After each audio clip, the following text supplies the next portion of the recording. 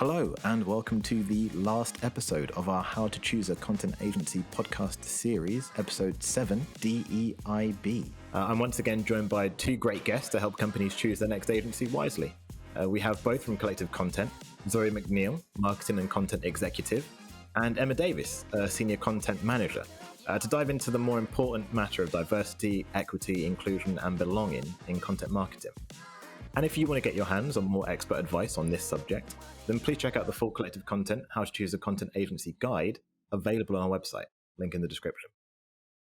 But right now, joining us once again is my co-host, Collective Content Managing Director, Tony Hallett. Hi, Tony. Hey there, Daine. Hey, so Tony, why is DEIB such a big thing in agency land? Yeah, good question. Well, it's a big thing in all kind of land, I think, these days, across all kinds of business all over the world. I think especially for agencies and their clients. For clients, it's about integrity in their supply chain. Agencies are another supplier. So you want an organization that's going to match up with the DEIB prerequisites that you have. It's also about having a good match between both organizations. So feeling that your ethics and other elements are closely aligned. And then also in a creative field that most agencies are in, you want to feel that if you've got the right diversity of people in every sense, then ideally you're going to have a diversity of thinking and therefore better output and better results. So that's my opening statement, Daine. Thanks, Tony. Emma, anything to add to that? How do you see DEIB? I think that it's been something that we've seen a rise of in recent times because we had quite a few cultural moments that happened in lockdown where people realised that employers weren't doing enough to make people feel included in workplaces. I think diversity on its own has been bandied around for quite a while, but not the equity, inclusion or belonging aspects, which with the influx of Gen Z into the workforce has become very apparent that it's top of everyone's agendas. And with the competitive nature of agency businesses, employers really have to start looking at themselves and asking difficult questions. How well has their track record been? Often agencies have a reputation for being quite difficult places to work, sometimes quite toxic. And I think now is, it's been, as I say, a cultural moment where people have realised that something needs to change. Thanks, Emma. So Zoe, what would be your viewpoint on DEIB? I'm in firm agreement with Tony there. DEIB is important everywhere, absolutely everywhere. And of course, with the introduction of Gen Z and the increased social consciousness that's been developing, it is becoming more and more important. To build on something that Emma said as well, agency land is very competitive, which means that whenever you are choosing an agency now, you can choose one that aligns with your values as well as one that is going to create the level of content that you want. As such, being able to choose someone that mirrors your own thoughts and feelings on those topics is making it a lot more prevalent an issue for different agencies. And when looking for that, what do agencies getting DEIB right look like then, Tony? My natural tendency is to say that is something that you know it when you see it and work with it, but you can't always say in advance what it is. And that, I think that's a bit more of a controversial opinion these days because this is an area that's matured just in the last few years. You've got things like B Corp status where a lot of organizations, especially smaller ones, are saying we have that badge. We've satisfied a number of things, and it goes wider than DEIB. And there are, before I say anything more, there are many, many great organizations, including agencies, and we know many of them who have been qualified, and it's a difficult route to go down. And it gets people to a good place. However, my feeling on this is that sometimes you can say all the right things, you can have all the right policies, all the right badges, all the right accreditation, and you still don't walk the walk. So to me, it's about getting to know an organization. And in previous episodes, we've talked about the work you do up front to choose an agency, the initial meetings, the chemistry sessions, onboarding, where a lot of this is actually now in writing. in things like master services agreements. So you have to adhere to certain standards, and you get asked about things like being a minority-owned business or certain other criteria. So this is flagged all the way through, and you get some sense of that. But until you see how an agency works with you, you don't really know for sure if they are really living up to high DEIB standards. And how do you suppose companies find this, Emma? So I think it's a mixture of, for example, who you meet when you initially either put a pitch out for an agency or have the initial chemistry meeting. Who are the people you're talking to originally, and then who is working on your account? I think that often produces some interesting insights. And, there's obviously aspects like the agency's social media, not just how do they want to be seen, but what are they saying? What's on their website? As Tony mentioned or alluded to, sometimes it's hard to decipher what people say and what people do. So really having a good look at not only what they say from a sort of marketing point of view themselves, but the work that they're doing. Are they doing anything interesting in this space with their clients? How, from a content point of view, it's very important for business to be authentic about this stuff. So having a good idea of the kind of clients they work with and the work that's currently going on, and if there's any sort of crossover with these issues, is also another way that you could potentially find out how clued up they are on the issues. And I feel like we're in a lucky space because we're in the content space. Some agencies, for example, are very back-end oriented. So if you're a WordPress specialist, you approach DEIB, but in a certain different way where the output of your work doesn't necessarily show anything. We've talked, and this is something we're going to be implementing very soon, is whenever, for example, we work on video with our clients, always offering a signed version of that video, which, if we think about it, I think just makes complete sense. And we know it's an extra cost and there's some overhead, but the kind of clients we have who have very mature and sophisticated positions on areas like DEIB, I think it's a no-brainer in this day and age. Why wouldn't we allow for the hard of hearing by offering something so simple and obvious when it comes to one format of content? So, anything to add? So obviously socials are a great way of getting in touch with that personality of the agency. Who is in charge of their socials? What are they posting about? Are they celebrating Eid? Are they celebrating just Judeo-Christian holidays? Are they clued up on different social movements that are happening at the minute? Another great way of research is looking to see if they have an equality policy somewhere on their website, and how they're embracing different ideas of diversity, because that particular term is growing each and every month. So it originally, of course, was people with different ethnic backgrounds, but now is also including those that are not neurotypical, those who have disabilities, those who have even different economic backgrounds. It's a widening term, and are they doing anything to address that, or is this just a ticking box exercise for them? I think judging how close they are to the cutting edge on that shows how important it is to them as a topic. Excellent. And Tony, what other elements specific to a content team reveal its stance on DEIB? So I think I already mentioned the idea of in the type of content you're putting out yourself and for your clients, does it in any way represent diverse voices, diverse imagery? I mean, it is content, right? So there are things more important than imagery, but that is still absolutely a necessary variable in everything that we produce. It's also to do with who else we're working with. So we're really open. The big value of ours is being transparent about the in-house team and any freelancers or other suppliers we work with on any given project and piece of work. So when we're bringing in other people, like who are we bringing in and why? And we get the best results by having really good people to turn to. So this is quite a big shout out to all our freelancers and other small businesses we work with. And it's in we did an audit the other day, and it's in about a dozen different areas. It's not just writers or designers, it's lots of different types of people. So we can value and really call on that diversity from people all around the world with different backgrounds. And that's something which, again, when you're hiring an agency, ask about it. There's no reason not to ask about that, but for some reason, most people don't. So we're saying, please do check that out. And Zoe, anything from you?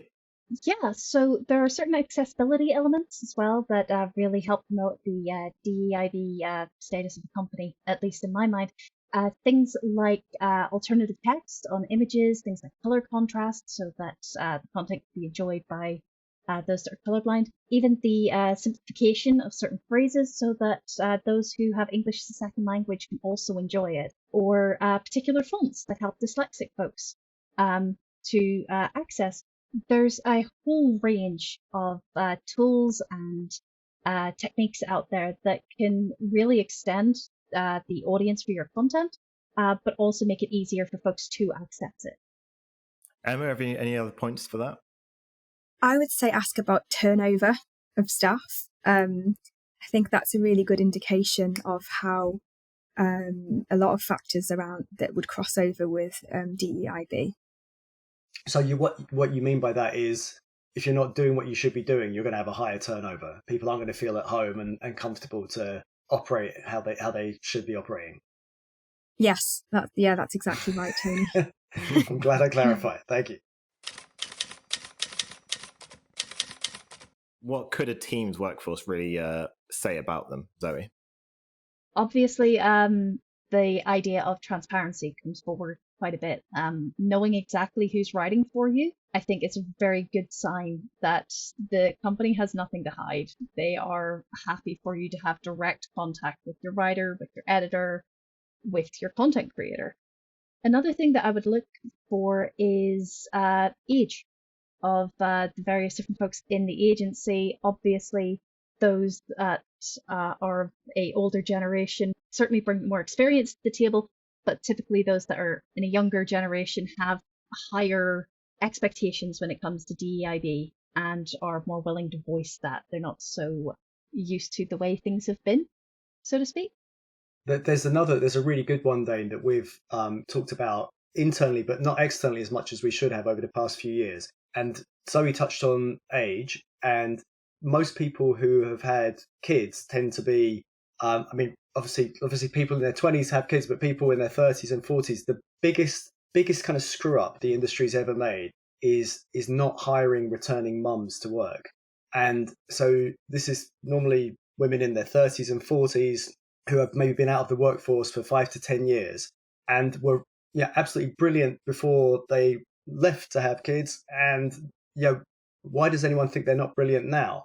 And the thing that we've found, the magic formula, is that the way that you go about valuing those returning mums is actually brilliant too. If you're a dad or if you don't have kids, the way that you set that up works for everyone, the kind of flexibility around work, etc. So definitely look at the gender balances within companies and look at not just in aggregate, but at the top level as well. It's quite common these days to find an agency, for example, that's majority non-male, but the top team is still all a bunch of middle-aged men. So, Tony, what does the agency DEI mean for the job that the client is hiring them for? That's all about aligning where a client is and how the client sees the world with the way an agency does as well. So if you're entrusting an agency with things like your tone of voice and your values, you want to feel like it's a real proper sort of meeting of similar thinking organizations. So you absolutely want an agency that has a diversity of thinking and will get better results. But you want to feel like you're properly matched. That's probably how I best describe that meeting of DEIB. I think it depends on the maturity of the client's knowledge around the area. For example, through some of our clients, we have access to pioneers in senior parts of global organizations that are at the very forefront of doing right by the people, basically. But another client may not know exactly what good looks like or what the innovators are doing, and we are a sort of intermediary in that sense, in that, obviously without revealing anything from client to client, but we have a pooled knowledge of what the best people are doing, and maybe conversely who is lagging behind. So in that way, we can act as consultants and advisors to help influence policy as well as how it's communicated. Zoe, do you have anything to add to that? Tiny little note, specifically in the idea of reaching across different regions with your content.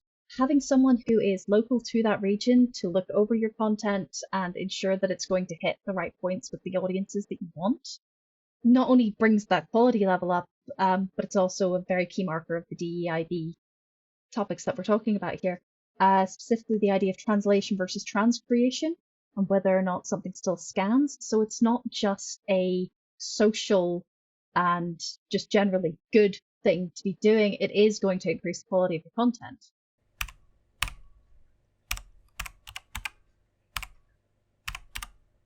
So, Emma, most clients have their own DEIB policies and views on ESG. How should these line up with an agency's positioning? I think that how a company rolls out its DEIB policy varies from business to business. For example, it might be the responsibility of an ESG leader who hasn't got joined up communication with, say, the communications department. So you could get a situation where two departments are working siloed between the two, and you wouldn't necessarily know how to deal with that if you didn't have an intermediary that had witnessed that sort of thing before and could spot the gaps. So I think that maybe that's the advantage of involving a sort of non-partisan external agency to at least run things by, and an independent agency that can look at how you're doing things and crucially how you're communicating that, can spot the gaps, can show you how you can easily tweak it to improve how it's received by target personas, and really sense check what you're saying with a non-political hat on, in that, we're not investors, we're not employees, we're not other interested parties, we're just people that want you to communicate what you're doing authentically and to challenge you where it falls short. And I think really that is the strength of involving an external agency in something like your DEIB comms on an ongoing basis. It's not a set and forget thing. It's not something you can do once and come round again to the annual review. It constantly needs iteration and refining. And really, that's something that if you had an agency on retainer looking at that would ensure that things didn't fall through the net or you didn't put yourself at some sort of risk later on. Zoe? Yeah.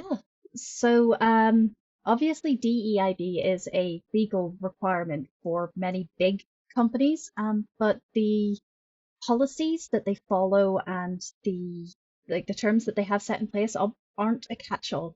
They're not going to even apply most of the time to smaller agencies, and that freelancers and the folks that they bring on for the likes of flexibility. We very recently went to a cybersecurity meet where there was a very interesting talk on neurodivergence in cybersecurity and why that was helpful. But something that I picked up from that was the idea of financial background as a DEIB concern. It's something that I'd never twigged before, but it struck me that that was something that agencies and companies could do a lot more of, is simply looking out for what is great in other people's policies and how that can be adapted into your own, purely to increase that sort of flexibility, that diversity, that breadth of knowledge and experience, just in ways that you might not have considered before. Yeah, I love that. I love what Zoe said and what we've heard from Emma there. And the idea of working out from other people's policies and other people's experience, all the ways that we should think about this. This is just about people, right? And that there are all kinds of people. And this is not about slicing or dicing things and thinking about people in 4 or 5 different ways. There are dozens of ways, but this shouldn't be scary or new to any of us. This is just people that we we encounter and work with every day, hopefully in our lives in some way, and meet in the world. So just bringing all of that into your organization is so powerful, and will lead to a better agency and better results for clients. I'm absolutely convinced. And then Emma's point about essentially an agency being a trusted advisor, because we work with multiple clients and we get to see very closely what different people are doing, we can bring some of the best of that to our other clients. So do ask agencies for what they see and what they think works. The last separate thing I'd say about this is, I think for the first time we mentioned ESG, and the idea that when it comes to environmental, social and governance issues, there's a lot of mandating that especially large companies have. And a lot of the way that policies are set up, it's large companies doing paperwork with other large companies. So again, I think we touched on in this session around how smaller businesses, and a lot of agencies are smaller, aren't going to be able to satisfy every single criteria. But do make it a communication and see what can be done. We as a rule don't go out and audit all our suppliers, because it's slightly ridiculous for us to go to some of the biggest companies in the world and say, we're going to audit you. We wouldn't have the capability. We don't have the know-how. But those companies generally are very well. They're a bit more of an open book on a lot of the things they do. So there's a lot there to consider. But there's equally some really practical things I think Zoe and Emma have touched on, and that's what encourages me. This is the Collective Content Podcast. This is the Collective Content. This is the Collective Content Podcast. This is the Collective Content Podcast. So, as we wrap up, I'd like to thank both our guests today, Emma and Zoe. It's been wonderful. And thank you to you too, Tony. Thanks, everyone. Thanks for having us. Thank you. Thanks. It's been great chatting with all of you and defining the role DEIB plays in a company's choice of content agency. And a huge thanks to everyone that's joined us for this podcast series, every guest and every listener. We've really enjoyed making these and look forward to bringing you more in the future. So join us in 2024 for more CC podcasts. But in the meantime, you can also get such quality insight of collective content, how to choose a content agency guide on our website. Links in the description. Check it out and let us know your thoughts on Twitter and LinkedIn. So until next time, take care.